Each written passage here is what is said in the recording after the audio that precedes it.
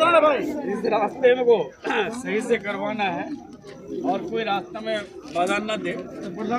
এলাকাবাসীদের চাহিদা পূরণে উত্তর দিনাজপুর জেলার গোয়ালপুকুর 1 নম্বর ব্লকে নতুন রাস্তার নির্মাণ কাজে শিলান্যাস করা হলো রবিবার। এদিন স্থানীয় ঝাড়বাড়ি মোড়ে আয়োজিত এই অনুষ্ঠানে উপস্থিত ছিলেন মন্ত্রী গোলাম রব্বানী, জেলা পরিষদ সহ সভাধিপতি গোলাম রসুল, তৃণমূল নেতা শফিউর রহমান, জয়নুল হক সহ অন্যান্যরা। উল্লেখ্য, WBSRD দপ্তরের পক্ষ থেকে ব্লকের শোলপাড়া, ফকিরটোলা, ঝিলঝিলি থেকে মোহাম্মদপুর প্রায় 15 কিমি রাস্তার নির্মাণ করা হবে। এজন্য বরাদ্দ করা হয়েছে প্রায় 8 কোটি টাকা। বেহাল এই রাস্তার কারণে যাতায়াতের সমস্যায় পড়তে হচ্ছিল এলাকাবাসীদের। রাস্তা নির্মাণের উদ্যোগে খুশি স্থানীয়রা। साथ ही यहाँ मौजूद है, मंत्री साहब बोलेंगे, साथ ही साथ जो है आप लोग भी जो है उसको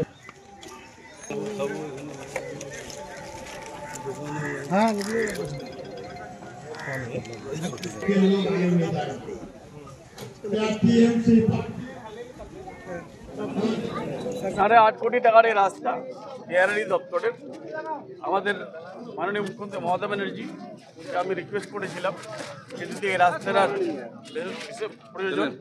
আর কিছু লোক এখান থেকে দিদিকে বলো প্রোগ্রামও বলেছিল, দিদি বলেছিল যে আমাকে ফোন করে একটু দিদিকে বলো প্রোগ্রামে জানিয়েছে যার জন্য রোমান্টিক রাস্তাটা হবে। আর উনি বিহারি মন্ত্রী মধু মজুমদার সাহেব এমআইসিকে বললেন, উনি আমাকে ডেকে বললেন কি আপনার রাস্তাটা স্যাংশন হয়ে গেছে, আপনি এবার টেন্ডার আমরা করতে যাচ্ছি। টেন্ডার হয়েছে, ওয়ার্ক অর্ডার পেয়েছে, যার জন্য আজকে এই রাস্তাতে আমরা ইনোগ্রেশন করতে যাচ্ছি। রাস্তা 15 কিলোমিটার। কতদিন মানে অনেকদিন ধরে বেহাল ছিল? হ্যাঁ, বেহাল ছিল। আমরা 13 বছর থেকে আমি এটা কথা বলছি, এখান থেকে তো পার্লামেন্ট যাচ্ছে লোকগুলো মেম্বার অফ পার্লামেন্ট হওয়ার জন্য, আসছে ইলেকশন ফাইট করার জন্য। উনি তো পার্লামেন্টের মেম্বার কার্তিক বাবু, ওর আগে দেবশ্রী রায় চৌধুরী ছিলেন, ওর আগে মোহাম্মদ সালিম ছিলেন, ওর আগে দীপাদাস মুন্সি ছিলেন।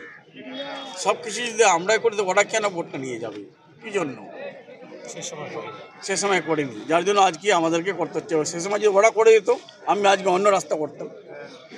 আর একজন এখানে এসে পাবলিককে মিসলিড করে চলে যায়, যার জন্য বিজেপি জিতে যায় এখানে। আর আগামী দিনে সব লোক সতর্ক হয়ে গেছে, আর বিজেপি এখান থেকে জিততে পারবে না এই দিন।